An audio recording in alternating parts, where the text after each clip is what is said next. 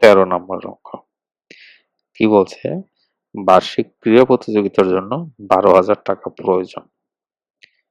এবার এখানে সরকারি অনুদান আছে 5,500 টাকা, আর বিদ্যালয় তহবিল থেকে দেওয়া হয়েছে 3,700 টাকা দেওয়া হয়েছে।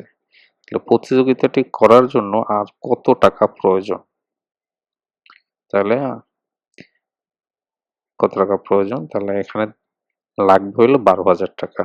আর অনুদান, সরকারি অনুদান আছে 5,500 আর তহবিল আছে 3,700 টাকা। তাহলে তুমি যদি এই অনুদান আর তহবিল এই টাকাটা যোগ করে দিয়ে প্রয়োজনীয় টাকা থেকে বিয়োগ করে দাও, তাহলে তুমি অ্যান্সার পেয়ে যাবে। তো দেখি, তো মোট কত টাকা পাওয়া গেল সেটা দেখি আগে।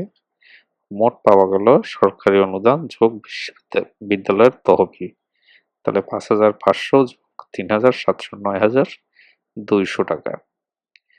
আর প্রয়োজনীয় মোট টাকা হলো 12,000।